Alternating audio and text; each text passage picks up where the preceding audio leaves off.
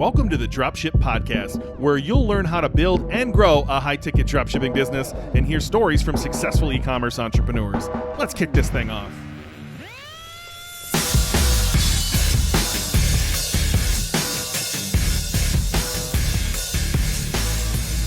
Hey, welcome to the Dropship Podcast. John here today for a solo episode.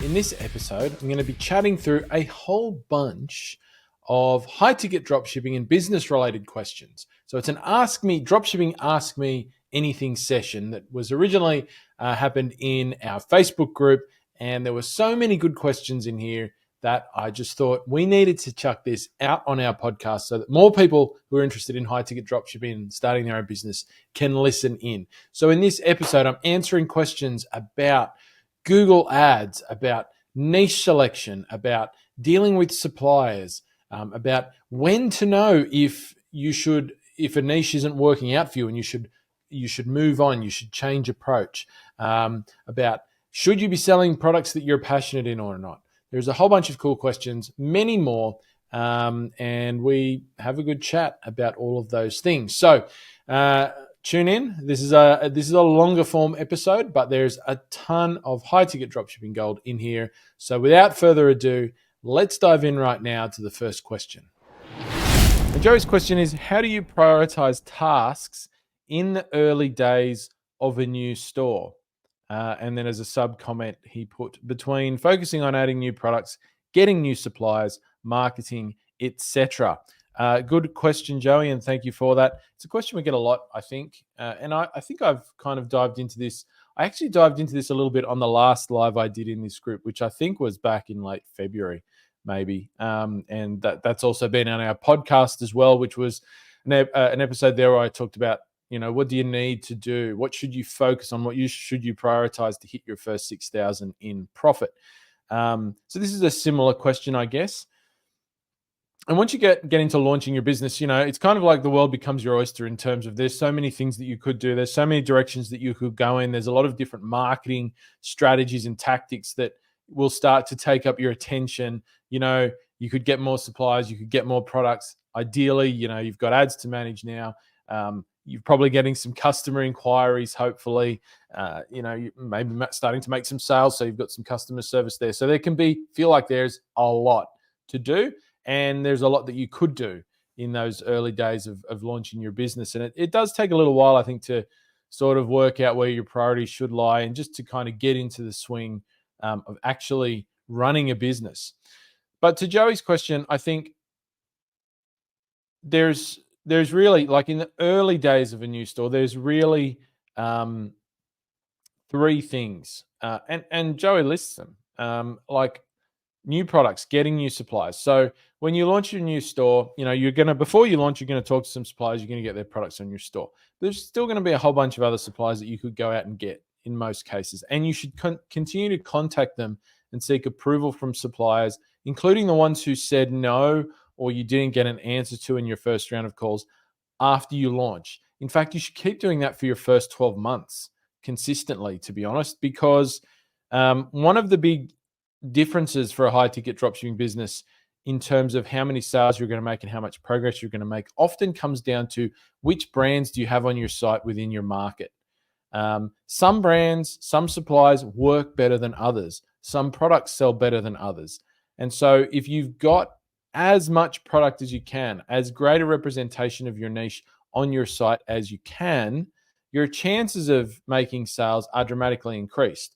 And it's kind of one of the superpowers of being a high-ticket dropshipper or a dropshipper is that you have no real overheads in terms of selling products, in terms of having the products there. You don't have a warehouse. You don't have to physically have the products before you can sell them. And so that's an advantage that you have as a dropshipper. Conversely, there are some disadvantages as a dropshipper, i.e., you don't tend to get the same profit margins as somebody who does hold large quantities of stock. So you have to take advantage of your superpowers and that kind of balances out the negative aspects of dropshipping, which, we're always quite clear that there are some, right? So I would certainly be prioritizing getting more suppliers. Now, that's not going to take up all your time, right? gradually you're going to get more suppliers after you launch. And so you're still going to have a stream of new products to add. So once again, getting those products on your site as quickly as you can is a priority, because once they're on your site, then you can put them in your ads, then you can start testing them, you can start selling them, or you can at least determine what products are likely to get customers' interest and what aren't, based on the traffic that they generate, right? So you want to get to that as quickly as possible. Now, if you've got the funds to do so, I would highly recommend outsourcing uploading products to your site. So if you can do it, that is something you should do as soon as possible. It's a time-consuming task. It's repetitive. It's manual. That is the perfect task to outsource. So once again, if you don't have the funds because you're a bit tight on cash when you first get started, that's cool. Do it yourself. But if you can take that off your plate, take it off your plate.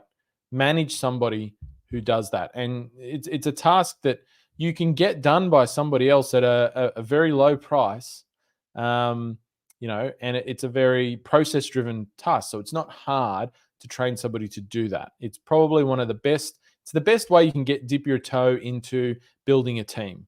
Getting somebody else to work alongside you is with uploading products. So I would say definitely do that if you can. Now, when it comes, so you're getting new suppliers, uploading products, you're going to be running ads once you've launched. So you need to get good at running ads, managing your Google Shopping. Make sure you've got that nailed in. Make sure you understand exactly what you're doing there. And if you're not sure, reach out to somebody and get help. Somebody who actually understands what you're doing there. And I would say a lot of people launch their business themselves, using content that they found online, listening to our podcast, the Dropship Podcast, which is fantastic that people launch their business just from listening to our show. But this is where I start to see people fall down going that approach, is that when you get to marketing and running ads, and there's so many little bits and pieces that have to come together to that, you're just not going to pick it all up based off free content. So you have to have, I think, somebody or a group or peers or something that you can lean on, or a course or something to actually show you the nuance of marketing, because it's a little bit different in every market. And I commonly see people who think they're getting the Google ads right who really aren't. And it's usually because they're just kind of making it up as they go. So however you work it out, you've got to learn how to do that properly, and then you've got to do it properly and consistently properly. So products, suppliers, ads, Google Shopping, Bing Shopping, maybe a few other ads, and then conversion rate optimization. That's the next priority. So once you start getting traffic to your site, you want to make sure that your site has your offer built into it, your product pages. You want to work out an offer that sits well within your market and all of that sort of thing. And you want to make sure that that's communicated to people on your product pages. When somebody comes to your site, in the early days, most people are going to land on your product pages. Nobody's landing on collection pages or your homepage, right? The first impression is made on your product pages here. And so that's where you've got to present the marketing case for why, the persuasion argument for why somebody should buy from you and not somebody else. When you're high ticket dropshipping, you're usually a reseller. So you're selling a product that other people are also selling. Most customers are going to be aware of that. And so it's not just about your product page persuading them that the product is the right product for them to buy. It's also about your website persuading them that once that question is satisfied, their next question in the customer's mind is, where am I going to buy this thing from? Right? And so you need to start working on that.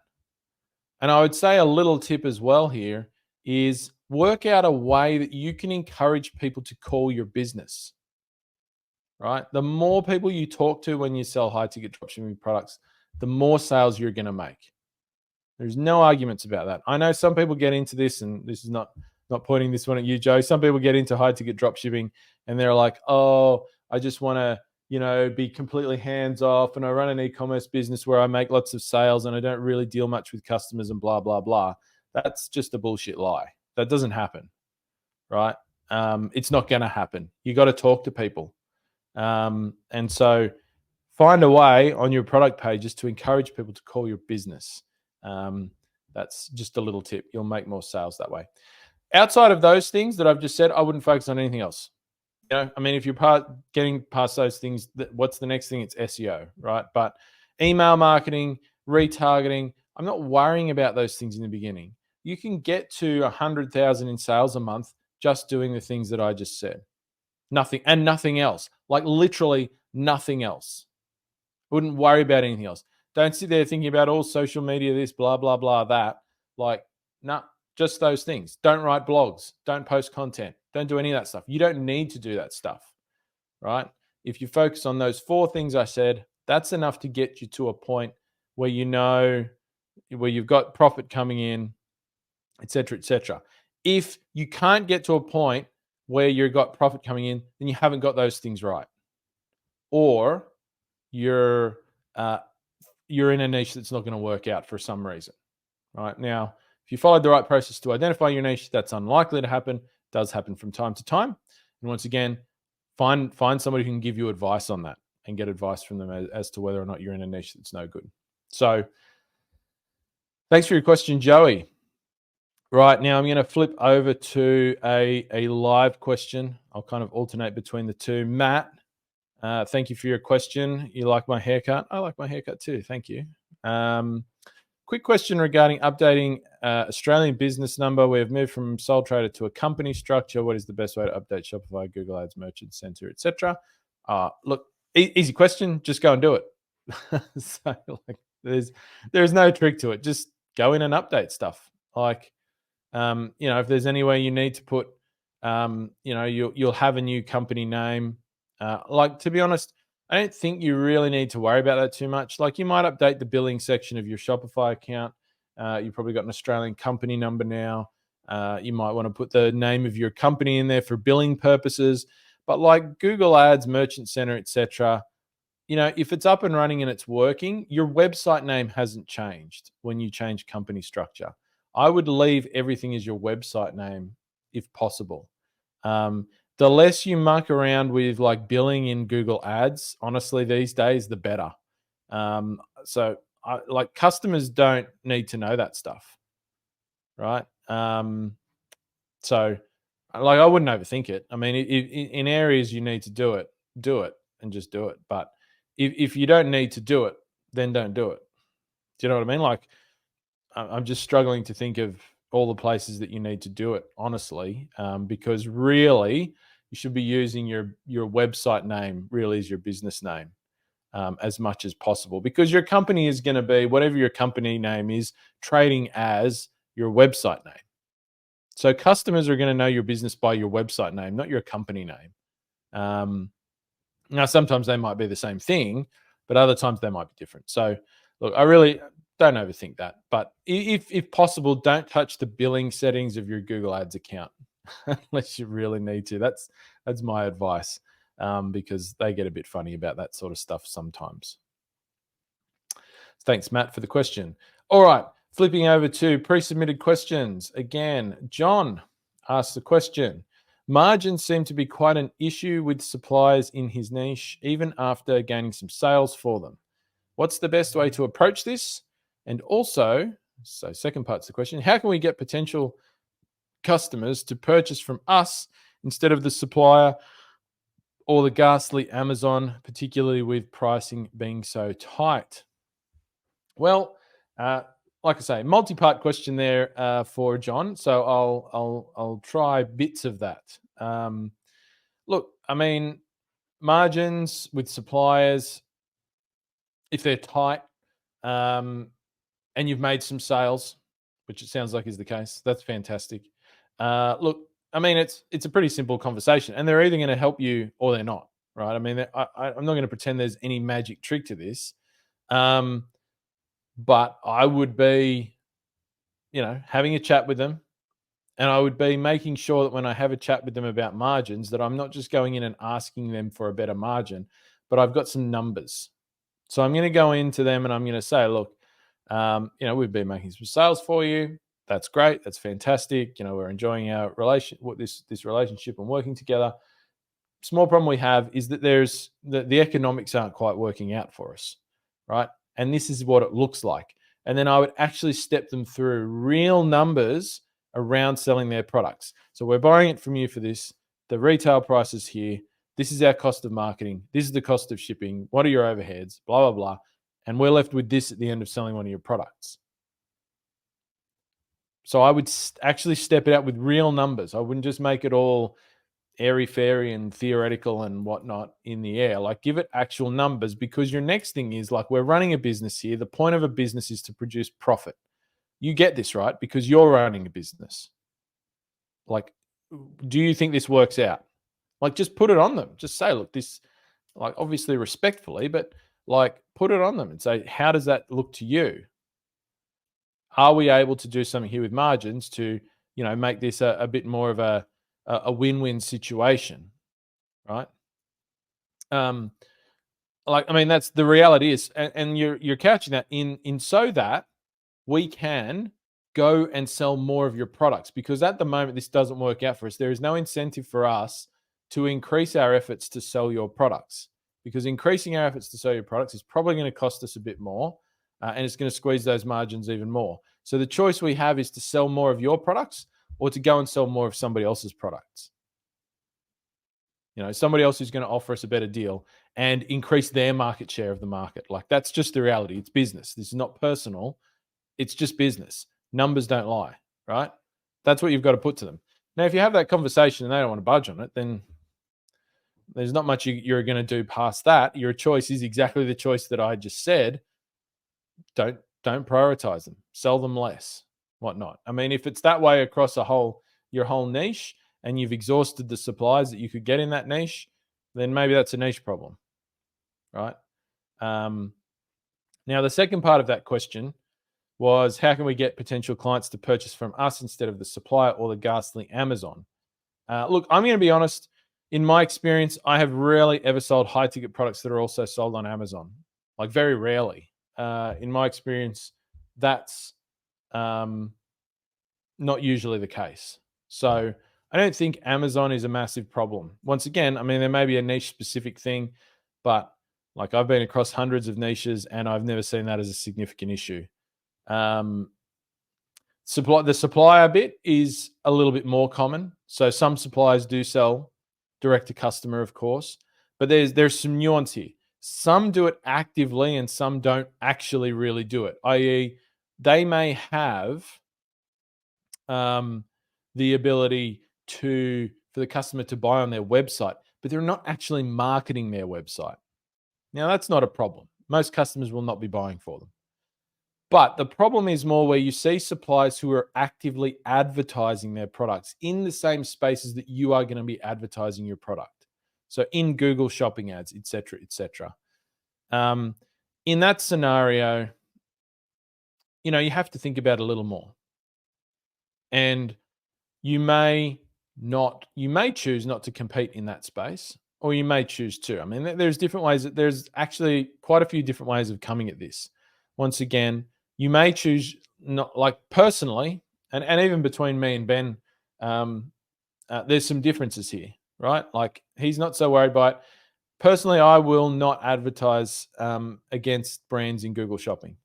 So, like, if they're going direct to customer, I won't advertise there, because in my experience, and I've actually done this, so I have solid experience in this, you don't win in that scenario, right? Your ads still get clicked on. Assuming all other things are equal, most of the customers end up buying with the supplier, right? So I just tend to avoid those suppliers. And once again, if I was doing my niche research and I saw that was the case at my niche research, that most of the suppliers were doing that, I wouldn't go into that niche. But what you may find in that scenario is you can still sell those products organically, right? Through SEO and those sort of practices, because the funnel is very different. You're getting customers at a different stage of their customer journey when you're generating organic traffic. And so I find sometimes that those type of products sell better that way. And so I might not advertise them, but I may try and promote them through an organic traffic funnel, which over time for a high-ticket dropshipping business should become your biggest traffic source anyway. The other way you can come at it sometimes as well is going back to my answer to a previous question around, as a high-ticket dropshipper, you have superpowers, right, that other retailers don't have. So one of your superpowers, as well as being able to carry as many products as you want within your niche, is that you sell as many brands within a niche as you want to. And there's no extra or lesser cost for you in doing so. So if you're competing against a supplier, they don't have that superpower. They can only sell their own product generally. They're only going to be selling their own brand, right? So sometimes in the way around that you can compete with them is by putting products together and making things like bundles or putting additional value into the sale in some other way that they can't do, but that is appealing to your ideal customer, right? So let's say you've got product A and you're competing against the supplier of product A, and you feel like they might be winning that because they're the supplier and you're kind of sitting right next to them. Well, say, can I put something else with product A that my ideal customer is going to find appealing that they can't put with it? So can I add another product in there? Change the price. So the price is going to be different, but maybe build a big discount into the other product and use that to sell product A, right? Because the supplier can't do that. It's not going to work for every customer, but it's going to work for a percentage of customers. And so you think a little bit laterally like that, and there can sometimes be an answer there. Once again, that's not going to be the answer in every circumstance, but oftentimes it will be the answer. So, I mean, that's the best I got without looking into the specifics of John's situation. Obviously, if we actually were looking at the niche itself and how to look at the competition and how to look at the pricing and all that sort of stuff, no doubt there might be some other suggestions there. But at a high level, general sense, that's what I got for this one. Hello, Cassie. Thanks for joining. Good to see you, as it were. All right, moving along. Pre-submitted questions still, and don't forget if you're on live, you can just pop a question in to the live there. So next question is from Afsar. Thank you for your question, buddy. And his question is, my biggest fear, what if all my competitors are niche experts with valid credentials / certifications? I, on the other hand, just know the product, but I don't have any experience in the activity. Have you ever been into such niches? Yeah, I mean, good question. Imposter syndrome, a very common fear when it comes to business circles. So don't feel bad if you're feeling that. Look, I think to some extent, have I been into such a niche? I mean, yeah. I mean, every niche I've been into, I've never sold products that I personally have any connection to. Never, not once. And so I've always gone into niches where I have competition, usually who might have been selling those products in some way and or using those products for years, decades in some cases, and yet. It's always worked out for me to one extent or another, right? So it's a fear.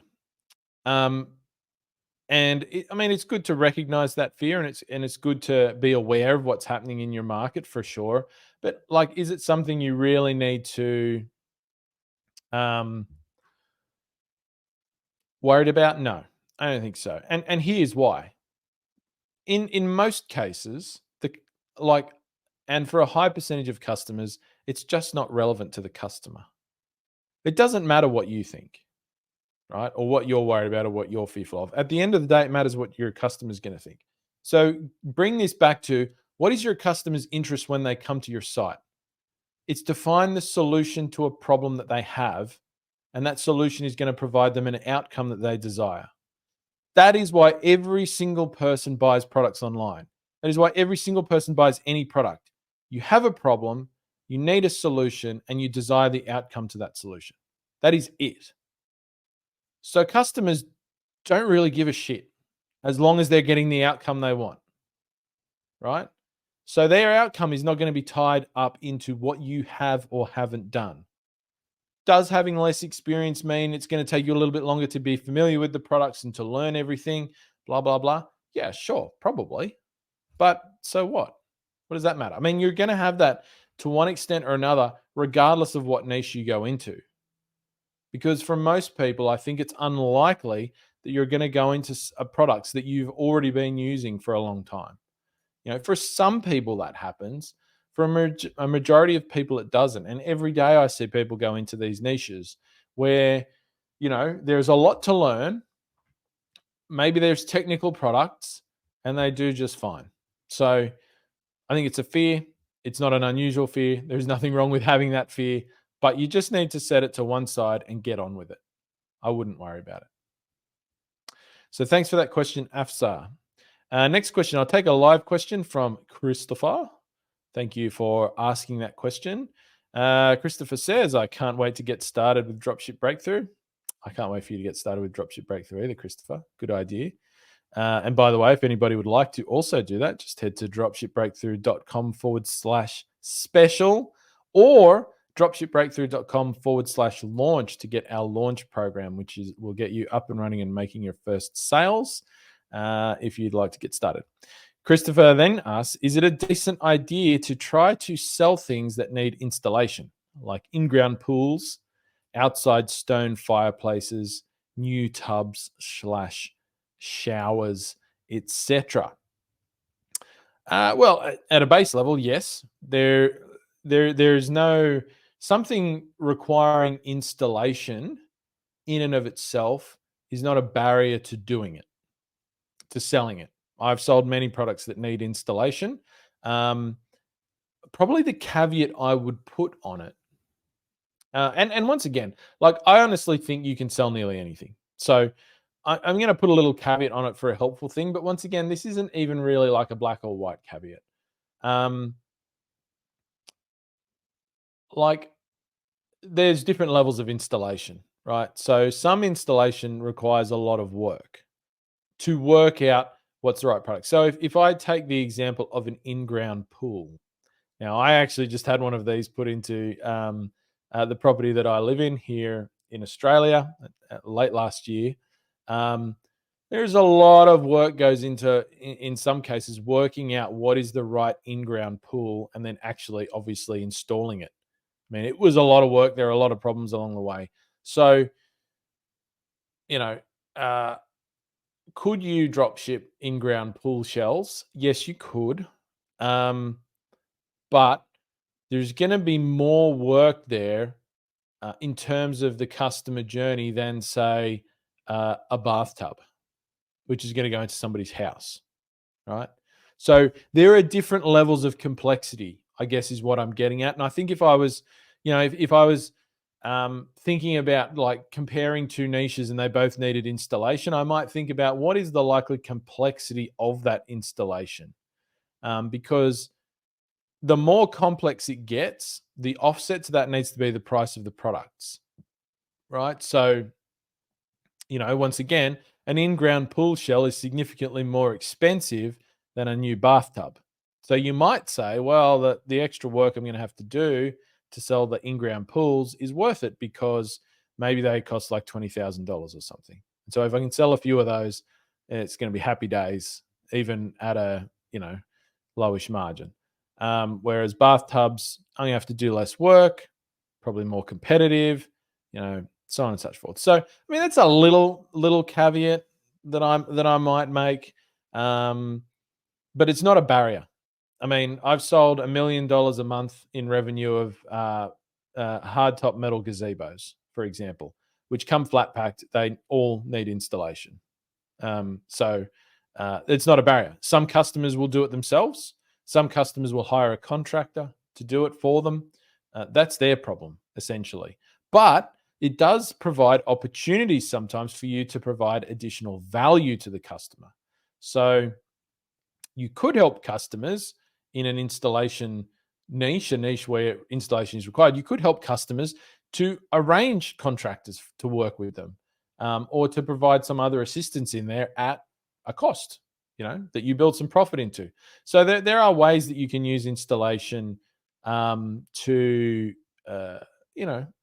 provide additional value for your customers. So nothing wrong with it.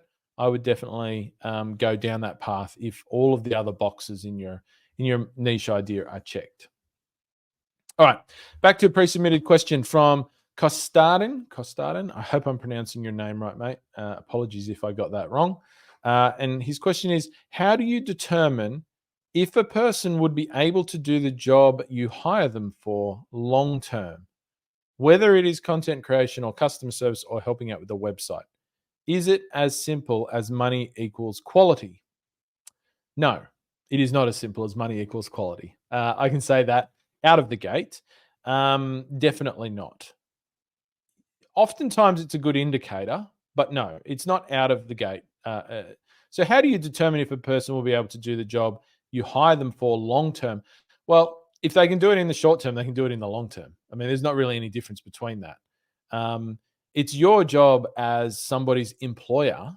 And I encourage people, when you think about hiring for an e commerce business or a dropshipping business, the tendency people have is to think, oh, I'm hiring virtual assistants. They're not real people, or they're off in the distance. So they're just a widget I'm bringing into my business to help me.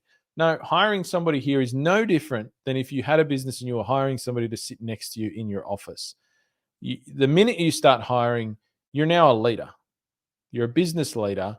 You have to demonstrate leadership qualities, right? Just thinking that you're going to flop somebody in and they're just going to rock and roll forever is ridiculous. And it's way off the mark. And those thought processes, and once again, I'm not saying that the person who's asked the question here has those thought processes. This is just in general something I see from the hundreds of people that we work with, is that people just have this expectation they're going to hire somebody who's just going to be peachy keens and they're not going to have to do anything forever. Well, that's not the reality. Your job then is to motivate that person. It's to lead that person. It's to make sure and to help them perform at a high level in the long term. You have to do that proactively as a business owner.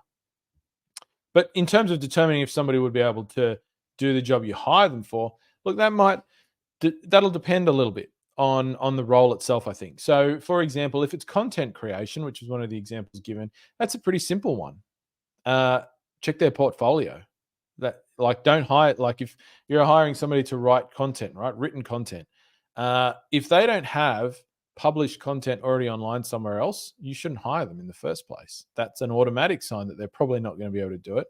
So they're going to have a portfolio. It's going to be on other websites. Check their references as the next thing, right? So their stuff's on other websites. You can contact that website and say, hey, look, I'm thinking about hiring this person. I understand they've written content for you in the past. I can see it online. What was that experience like? Did they, were they pretty accurate? Did they need a lot of help to get it right, sort of thing? Like, what was the experience like? Check their references. Do that for 3 references. If that comes back all happy days, then give them a trial. Get them to write something for you on a trial basis. Don't hire them formally until they've passed that trial. If the trial doesn't work out, then they're not going to work out, right? Move on to the next person. Customer service, same thing. Check references. If you're hiring for customer service and you're not checking references, you're doing it wrong, right? You have to do it. If the person won't supply references, you should not hire them. That is an automatic red flag. Always it's the same. There's just different ways of doing it. You want to look for examples of prior work that's relevant. You want to check references from that prior work, and then you want to trial people. But understand that you also have to have the right processes for developing that person into that position. So once again, I bring it back to, do not hire people with the expectation that they are immediately going to do what you want them to do. You have to get them in there. You have to train them. You have to support them.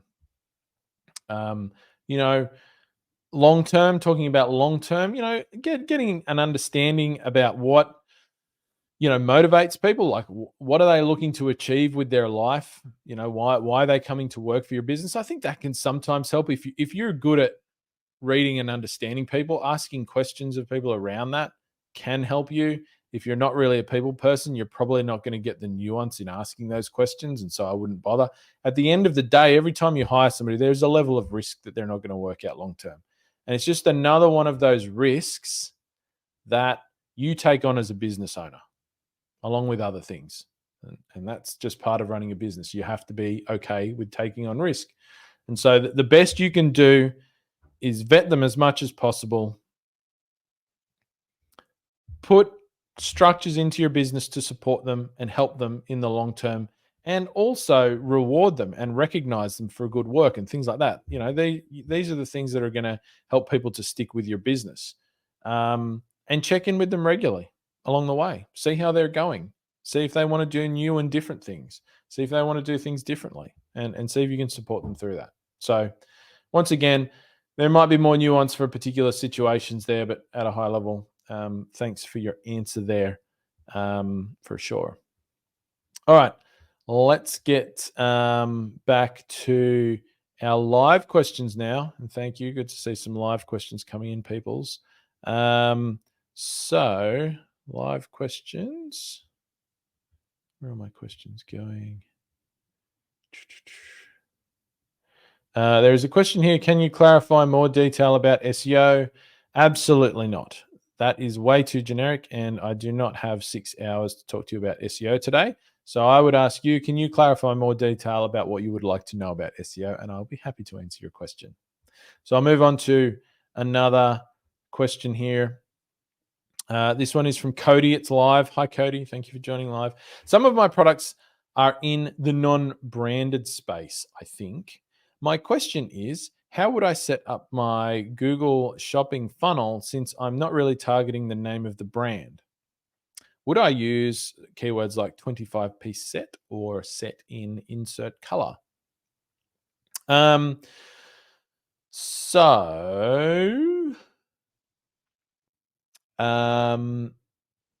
way to think about it, so for anybody who's not familiar with what that question's about, we do first traffic source we use for high ticket dropshipping businesses is Google Shopping. And for high ticket dropshipping products, we do Google Shopping in a very specific way. We call it a shopping funnel, upside down funnel, inverse funnel. We've had a number of different names for it over time. But there's no quick way to explain this. 3 campaigns, each targeting different levels of keyword value. And the answer to your question, Cody, lies in what I just said. So the way we demonstrate the funnel is with the concept of non-branded terms, branded terms, and then product-specific terms like model IDs, model numbers, model names, etc., as the type of search terms that we target in each campaign. It's not actually about that, though. That's just the most simple way that is relevant to most high-ticket dropshipping businesses that you can demonstrate it in, say, a course or something like that, which is the way that I do it in the Dropship Breakthru course as a demonstration. But there is a lot more nuance to it than that, even in branded spaces. The key term is what it's about is keyword value, right? And so in a Google Shopping sense, being a primarily bottom of funnel to mid funnel marketing strategy. So Google Shopping is shit at the top of the funnel, generally. There's exceptions, but generally it is. It's not good there. That's better for SEO, organic traffic, that sort of thing. So we're primarily targeting people who already know what they want. They're either solution aware or they're product aware. If we think about the customer awareness pyramid, which is once again another concept I don't have time to go into here. So they roughly know what they want. And so they're more likely to be close to the point of purchase, and they're going to be using more specific search terms. So because they're more specific to individual products and or brands or categories of products, we would say they have more value for our business in a Google Shopping sense. And so oftentimes, if somebody searches, like Apple iPhone 15 Max, blah, blah, blah, you would say they know exactly what product they want to buy. And so if you can put that product in front of them, there's a good chance they might buy it. And so that term has much more value for the business than, say, somebody who's searching for smartphone. What do they want? Well, who knows what they really want, right? And so that's a low value term. Even though the business might sell smartphones, it's a low value term. Whereas somebody who searches for Apple iPhone is closer, they're in the middle somewhere. You know what brand they want. And so if you sell that brand, you can say, yeah, that's valuable. So that's what I mean by keyword value. But you can take out the branding sense of it and still segment the available total bucket of keywords in your market by value, right? And the way you work out value is how specific can you tie that search term to an individual or small group of products on your site. So I think you're on the right track with your comment. It could be, I would still test the branded element first. Like you can do these two things at the same time. So if you start running your campaigns, I would still, try to push the branded terms and the any model ID, specific product ID type terms into the medium priority and low priority campaigns. If you don't get any traffic, that's a good indication that not many people are searching those terms. So then you could intersperse with that some more specific terms that you see come up in your high priority campaign. So you're on the right track. So like if you sell a 25-piece set of whatever it is you sell, and you've only got one of those, and there's not many of those for sale in your market, then yeah, that would probably be one I might push down. That's a good example. So you're looking for search terms that indicate a very specific product that you sell within your market, or group of products that you sell. That's probably the best way to think about it, as to what products you push down. The other what keywords you push down through the funnel. The other keywords that you would push down through the funnel are going to be terms that convert. So if you see even a generic term, and this is why I say it's not just about branded, non-branded, when we start to see generic terms in the high priority campaign that convert and produce sales, you would also be pushing those down, right? Because you want to get more exposure on those search terms to get more sales out of them. So that's the way that I think about that, Cody. Thank you very much for your question. All right. Jumping back over to pre-submitted questions, Cassie asks a good question. When selling a website, what are the steps needed to do so? What needs to be transferred over? So what business assets, I guess, needs to be transferred over? Well, the start of that question in terms of what steps are needed to do so, the first question is going to be, is it something you're going to do by yourself or something that you're going to do with the help of a broker of some sort?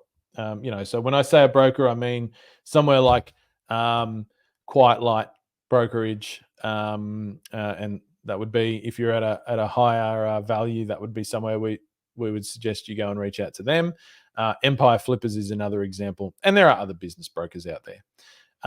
So if you're at a higher value, like a six-figure business value potentially, or maybe high ticket, high five-figure values, then working with a broker will help you because the sales process is more involved, and they will already have, if they're a good broker, a pool of potential buyers that they can put your business in front of straight away, who are already vetted as having the sort of money that's required there. You don't want to sell an expensive site by yourself because you're going to have 50,000 tire kickers and it's going to be a nightmare, right? Whereas, a broker is going to also charge you a fee. They're going to charge you a percentage of the sale, right? And that may vary broker to broker, and it may depend on how your business was valued in the first place. But the offset of that is that that your business is usually, once again, if they're a good broker, going to be put in front of people who actually have the funding behind them to buy your business, rather than just be time wasters. And now, if your business is at a lower value, so how do you know if your business has got value? I mean, this is probably another question, right? If your business has at least 6 months of net profit data, then you can apply a valuation to it. If your business hasn't made any sales, you cannot apply a valuation to it. If it's even made only a few sales, I mean, you can't really. I got to be honest. Like to work it out probably at a decent price, you're going to need a monthly valuation. You need at least a monthly or annual net profit figures, and then you're going to apply a multiplier to that. What the multiplier is, once again, will depend on different factors. How many traffic sources do you have? How many sales have you been making? What shape is the business in? Like, do you have, employees? Like, there's a whole range of factors, right, that go in there. So I'm not going to really say what multiplier you're going to get for a high ticket dropshipping business. I've seen anywhere between 18 to 40 times monthly net profit, or maybe 2 to 4 times annual, something like that, or 2 to 5 times annual, maybe. So it could be there could be a range, and once again, a broker would help you work that out. So if you're at the stage where you don't have, your business isn't at the point where you can apply a valuation to it, then all you're really doing, the value is going to be completely subjective, because all you're really doing in that circumstance is you are saving somebody else time, and that's what they're paying you for. You're selling them a site that's set up, it's got supplies, it's got products on it.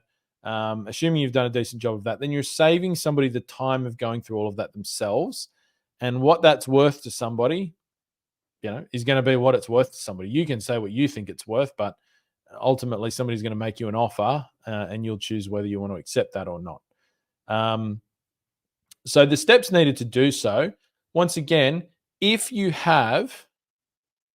selling with a valuation and you're selling the business based on profits that it's made in the past, you need to make sure you have clean books. Right? This is probably the biggest thing. Have straight, clean financial data. Don't try to hide shit. This will be the biggest reason that buyers drop out of your sales process. They're going to do due diligence. People are going to get access to your Shopify account. They're going to get access to your ads account. They're going to get access to your analytics accounts, et cetera, et cetera. They're going to get access to your profit and loss statements, all of that sort of stuff. And so you have to have clean books.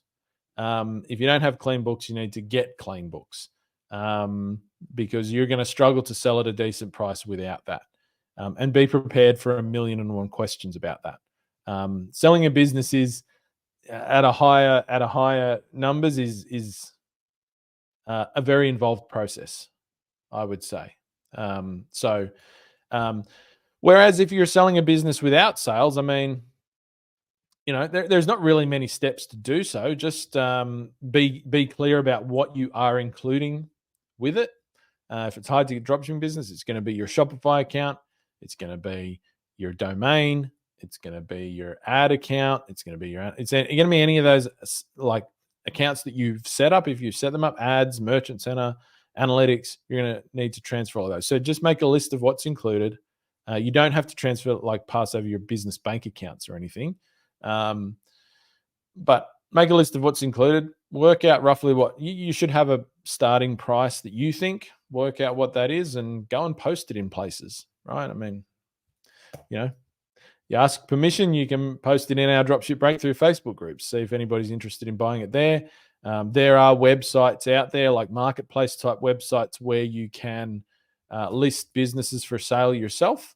Shopify used to have one, Shopify Exchange. I think they've shut that down, unfortunately. But there are others out there. Flipper. I can't even remember half of the other ones, but there's ones out there. You can list your business for sale and go through that process yourself. I would be clear that your businesses are not valued on potential. So a mistake that newbies make is saying, well, this business could make $1 million a year in 12 months' time if you put in the work, so therefore you should pay me X amount of money for it. No, businesses never sell on potential. They only sell on results. So nobody cares about the potential, so don't even worry about going there. And then, if somebody is interested and wants to buy from you, once again, depending on the price, what do you do? Well, if it's a reasonable amount of money, if you're selling via a broker, they're going to manage the whole payment process for you. If you're doing it yourself, let's say you were selling a website for like 10,000, let's just say, it's going to depend on who's buying it and how comfortable you are with each other. You might choose to use an escrow service for the payment, because obviously you're going to sit there saying, well, I'm not going to transfer anything to you until I know I've got the money. And they're going to say, well, I'm not going to give you the money until you've transferred anything to me. So the middle road is to put it into an escrow service. They pay the money in. The escrow service confirms to you that they've paid it. You transfer the assets over. Once the assets are transferred over, the escrow service, the conditions are met for the sale, the escrow service releases the funds to you. You can draw up a simple little sales agreement before you sell that you can both sign, which just is basically, this is the agreed price. these are the these are the things that are included. You just put a list, and I would just put a note at the end to say once payment is made and the assets are transferred, you have no further responsibility regarding the business, et cetera, or any other conditions that you agree with the buyer.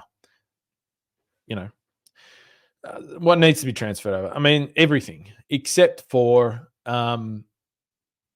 your business bank accounts. You don't transfer bank accounts usually, and you may or may not transfer your company.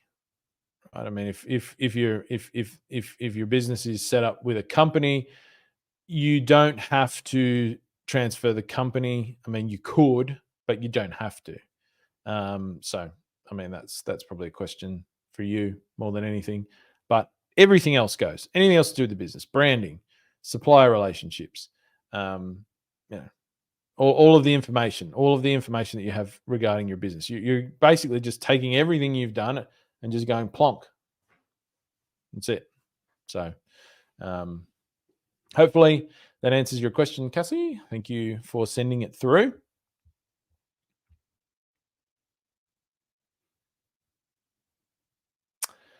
Right. Next question is from Peter. That's an interesting question. Peter, if you have a niche you are in and you are not seeing results, at what point do you call it quits and try again with a new niche? That's a good question, Peter. And the answer to that question is one that a lot of people get wrong. The first thing I would say is that you're unlikely to be able to work that out by yourself. If this is your first foray into high ticket dropshipping, understanding when a niche is a problem because of the niche itself, or when is it a problem because you're not doing it properly, that's the two things. Are you going to understand the difference between those if you try and make that decision yourself? I think probably not. Like there are no, I don't think there are preset criteria. There's probably some indicators that I can say now, but ideally you would find somebody who has experience with high ticket dropshipping, not with other businesses, not with other e-commerce businesses, who can tell you, who can look at it, who can look at what you've done and tell you. Now, if you need to pay for that, then you should pay for that. But that's what you're going to do. But some indicators, or maybe some questions to ask. I don't think there's a set time frame here. That's the first thing I'm going to say. But some questions I would be asking myself, or the things I would look at. If somebody came to me and said, "Hey, John, I've been doing this in this niche for a little while. I'm not quite seeing the results that I think are giving me positive signs, and I'm wondering if the niche itself is a problem or whatever."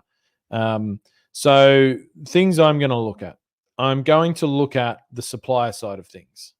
So does that person have a good representation of the products within their defined niche that they should have? And not just do they have products in whatever product categories are there, but do they have enough of the different products within each category?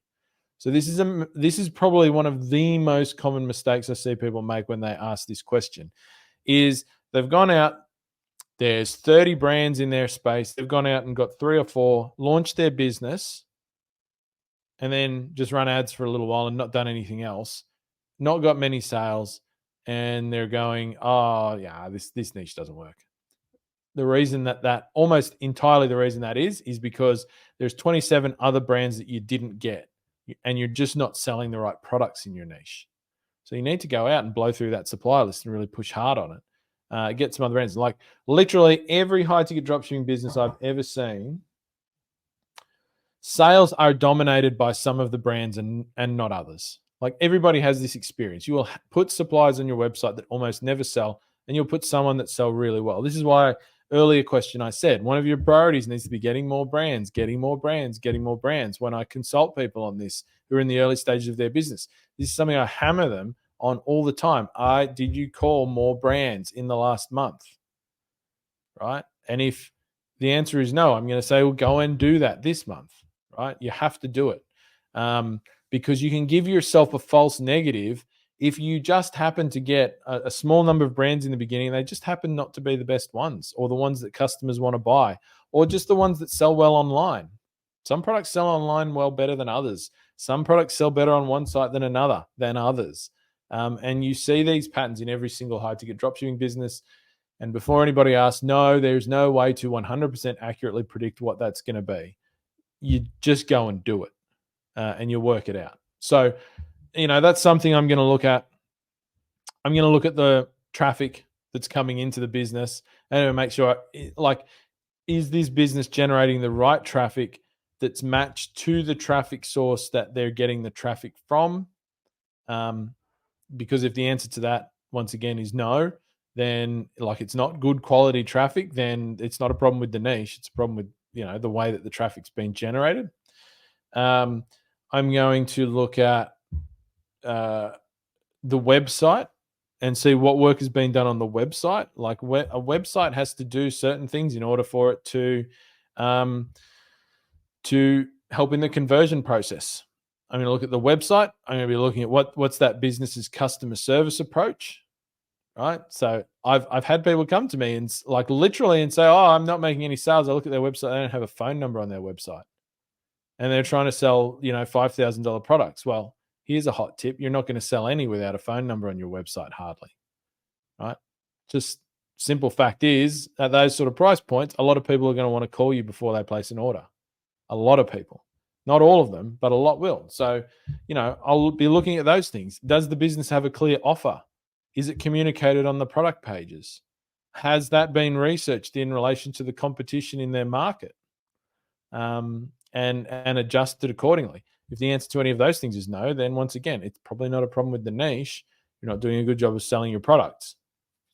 So those are probably the three things I would say that I would look at first before making that determination. Now, if I looked at somebody's site and they had were doing all of those things well, and it wasn't working out, then maybe I'd be saying, yeah, it's a niche problem, move on. But if you didn't do any of those things wrong and you go and jump into a new niche, guess what you're going to do? You're going to do the same thing again. You're not going to work out what you did wrong in the last one, and you're just going to repeat your problem again.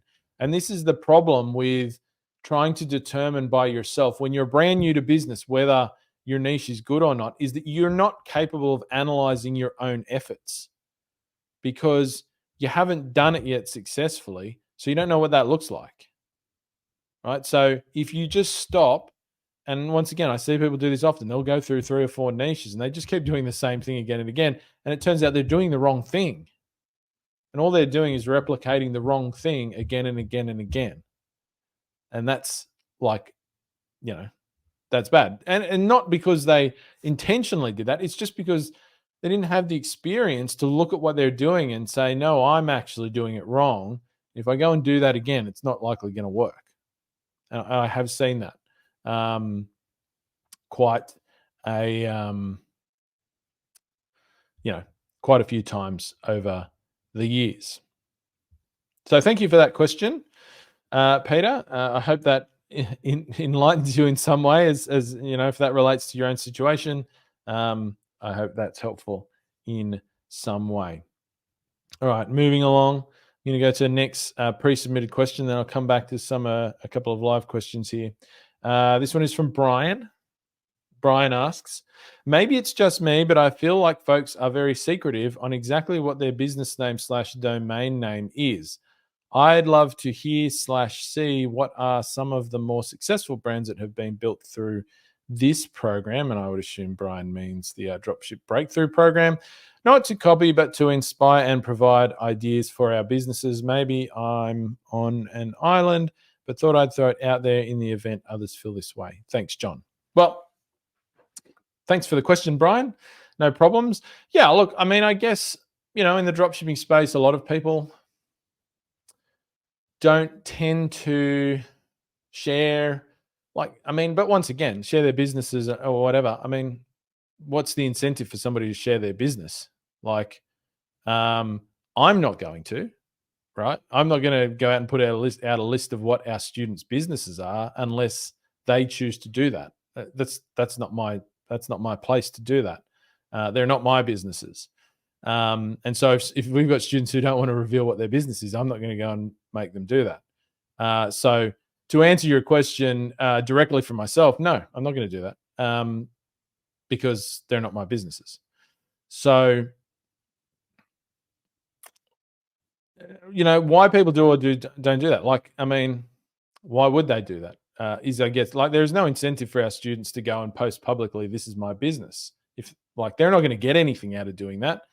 I understand you might get something out of doing that. And I can understand where you're coming from with the question 100%. But once again, I mean, I guess people don't do it because there's no reason for them to do it. There's no incentive for them to do it. They're not going to get anything positive out of it, really. And I mean, I got to be honest with you. I can understand, Brian, once again, that you're not coming from a place of wanting to copy people. Unfortunately, there are a lot of people out there that do that, and it's really fucking annoying. Like, literally, there are people out there, and we have a business partner, me and Ben, where this happened. Somebody literally copied their entire website, copied their product descriptions, custom product descriptions, everything, and just put up a competitor site, and started running ads in the same space. Unfortunately, that does actually happen. It's happened to me. My first site, which I put out there in a big dropshipping group way back when, I'm talking about 7, 8, 9 years ago, it was copied like 10 times at least in the time that I had it. I sold that site in 2017. But it was copied multiple times by people who saw that I was doing well and were like, oh, well, yeah, easy way into business is just to go and copy the same products that John's selling and then get so lazy that we're, going to copy things that he's made up from scratch. And yes, there are ways that you can deal with that, right? Those sites do get taken down. You can do DCMA takedowns, particularly if they use Shopify. Shopify is very supportive in those circumstances, usually. But it does happen. And I guess that's probably, we don't encourage people not to share their businesses or anything like that. And I think there's just a long-standing thing in dropshipping, which is not, once again, not something that we've kind of actively encouraged either, where you don't share your businesses. I would say, however, that a lot of our students do know each other's businesses. So we have a lot of students who are in mastermind groups together, who interact in places like our Slack workspace in our program, who come to our live events, who do know what each other's businesses are and that sort of thing. And so, because they trust the people that they're talking to, they know from experience that once somebody's up and running with their own business, they're not going to be the sort of person that's going to copy them or do something like that. And so they'll feel comfortable putting their business out in those sort of ways. So, yeah, I think, it is what it is. That's the best I can say. I think it is what it is. If that's a problem that people don't share stuff, then, I'd probably ask why that's a problem, but, it is what it is.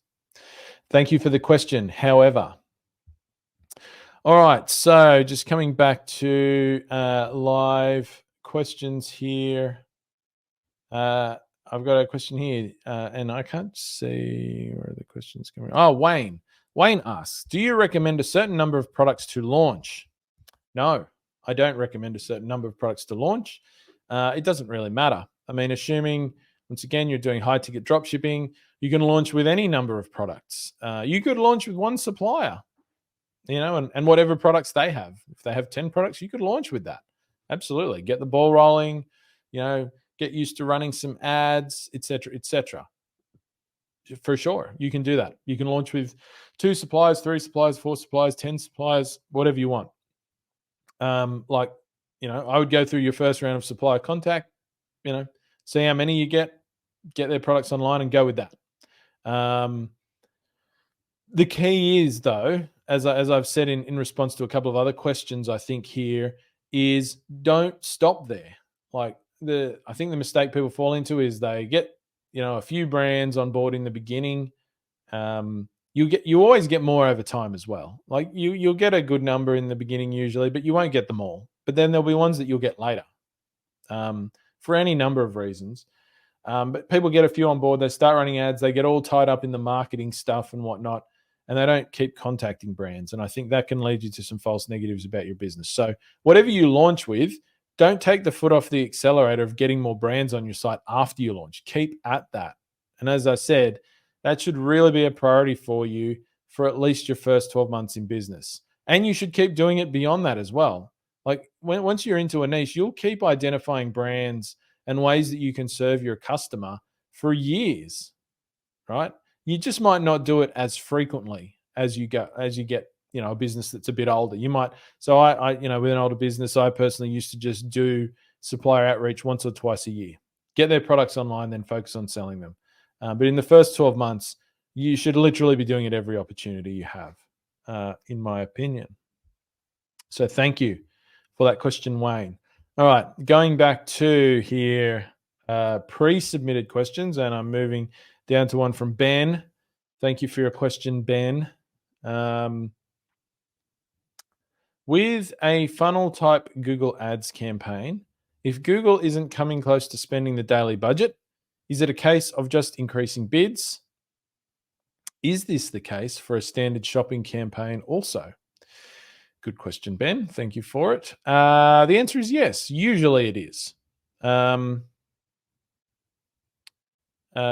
would be the first thing. So the way that you can tell that, though, and there are some metrics in your Google Ads account that can help you to determine this. The first one I would be looking at is, and you can look at these metrics at a campaign level, at an ad group level, at an individual product level within Google Shopping campaigns. It's going to be the search impression share metric. So search impression share is a measure, it's expressed as a percentage of how many of the available impressions, given your targeting settings. Targeting settings means like location, keyword targeting, negative keyword lists, etc. What percentage of the available impressions given your targeting settings are you actually receiving? So impressions is the measure, of course, because you need an impression to get a click in the first place. So if your search impression share is low, like if you look at your search impression share for a given time frame, and I would look at a bit of a longer time frame, ideally, if you can do a month at least, that's a good measure. If you can't, at least make it a couple of weeks. And let's say your search impression share on a campaign is less than 10%. It'll show the little less than arrow and then 10. That means that you're not getting anywhere near in front of all the impressions. And yes, you should increase your bids, right? If your impression share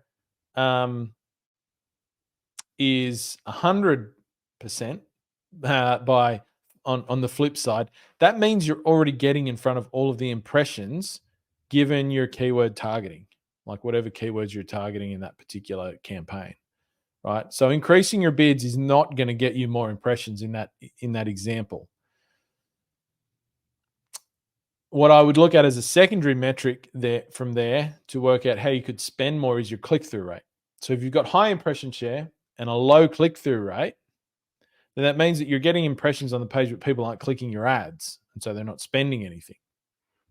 So a low click-through rate, once again, will vary out. Your question is a two-part question about standard shopping campaigns or also the sort of funnel that we use.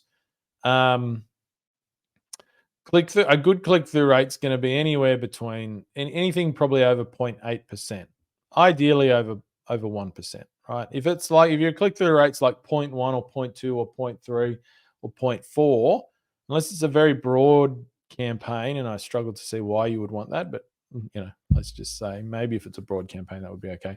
Your click-through rate's going to be too low. So if your click-through rate's too low, then there's two things you want to look at there. First is going to be your keyword targeting. Are you just getting a bunch of really irrelevant traffic? And you're just getting impressions, but it's for shitty traffic, and so you're not getting any clicks.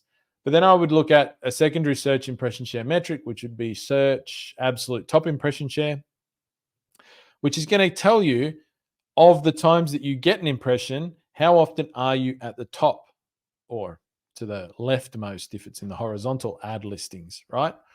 So if you've got a high search impression share but a low top impression share, then that probably indicates that people are clicking on other ads before yours, just because you're not showing at the top. People tend to click at the first things they see, honestly, in most cases. And so in that circumstance, I would also be increasing my bids to see if I can increase my top impression share. But yeah, I mean, almost always, assuming all of your products are live and all of that sort of thing, if you're not spending your budget, it's because your bids aren't competitive enough. If you're using the funnel type Google Ads campaign that we use, and we're talking about, say, your low priority campaign, I guess the other way to look at that could be that if you're targeting very specific search terms in that campaign, there's just not enough of those searches happening. So this is sometimes where people find out that individual brands that they sell don't get much branded search, is because they try and target the brand's brand name or the model IDs or something, and they get no traffic. But their search impression share is really high. The reason is because almost nobody's searching those search terms. So you need to change your keyword targeting. That can sometimes be the case if you're talking about the funnel-based system that we use. So I hope that helps, Ben. Thank you for the question. All right. Moving back to live questions. Wayne asked a follow-up question. Thank you, Wayne.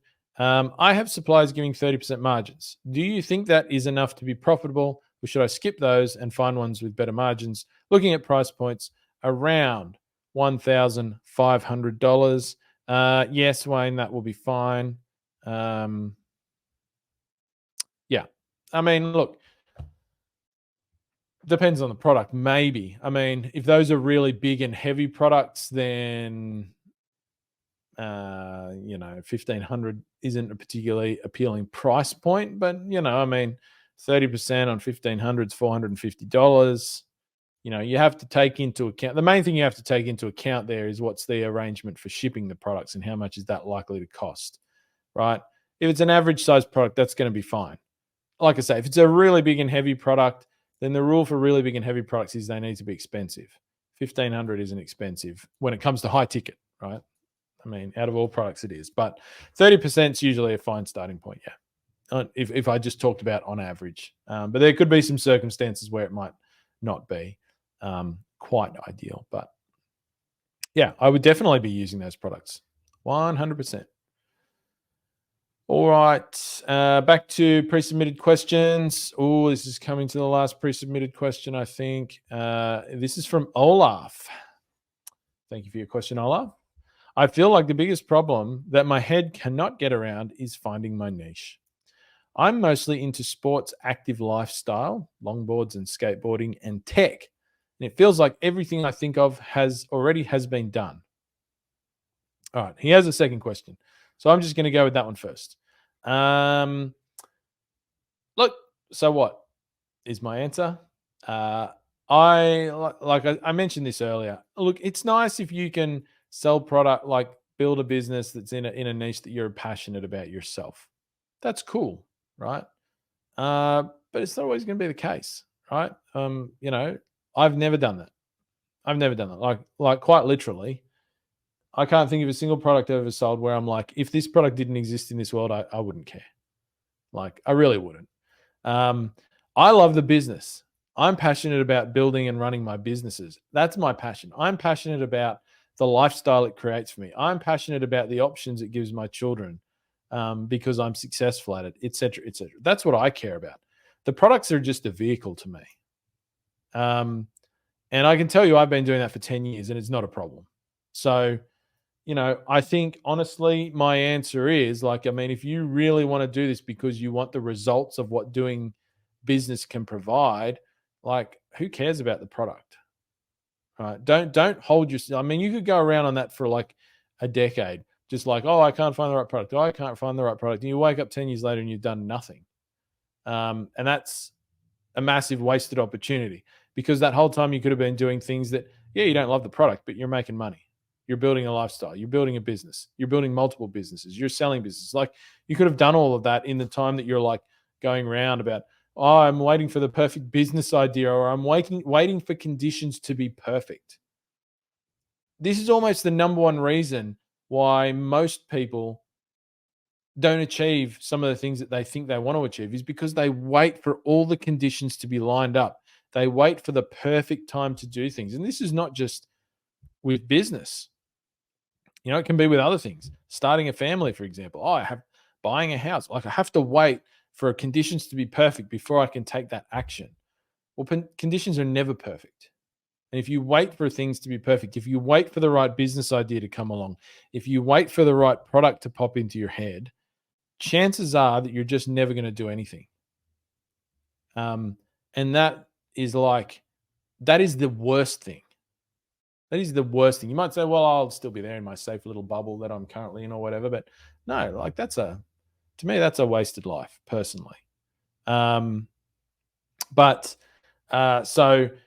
like, I don't really care about that. Find a product that ticks the boxes and start selling it. Like, learn how to do the business anyway. And if that perfect thing for you comes across your desk at some point, jump on it for sure. If a better product comes along, you can do that. Like, you're not locked into the thing you're going to start with forever. I started selling chandeliers, ceiling lights, pendants, outdoor lights, wall lights, things like this. What a shit niche. I don't care about those products at all. I've never owned a chandelier, and I kind of hope I never do, to be honest. So what? Like, if I hadn't gone and done that, I wouldn't be sitting here doing what I'm doing now. Like, 10 years later, I haven't worked a day job in that time, like, blah, blah, blah, all the stuff that I wanted to achieve when I opened that chandelier business, I've pretty much achieved. Now I have a new set of goals and so on. But like, if I had have sat there and gone, oh, I don't like chandeliers, I can't do that, and wrung my hands about it for ages, I would have done nothing. I'd still be working a day job that I don't like, commuting 3 hours a day and so on and such forth. So I think, honestly, get your head around it. Like, just make the choice and realize that what you're really doing here is see if you can get passionate about what the business can provide you, regardless of what you sell. And I think that's the way my mind works around that sort of thing. The second part of Olaf's question is, second one is about digital drop shipping. Oh, great. Oh, yeah. I've seen the ads for this stuff.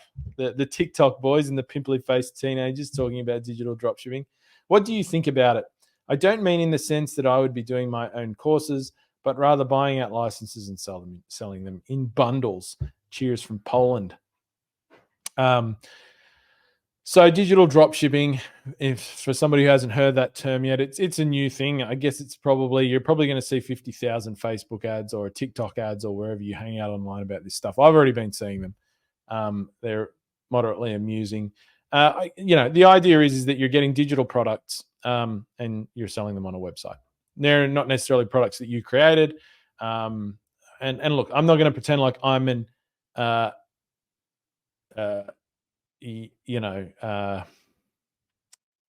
expert on exactly how this is being done today, because quite frankly, I don't really care, but also because this is not new. This is just licensing digital products and selling them online. This is a business practice that has been happening for a long time. Somebody's just joined the dots and they've put digital info products together with drop shipping, because drop shipping is something that people talk a lot about online, right? But this business practice, taking information products, getting a license to use them, whether it's a course, books, all sorts of things, and selling it, I mean, that's not new. This has been happening for ages. Like, what do I think about it?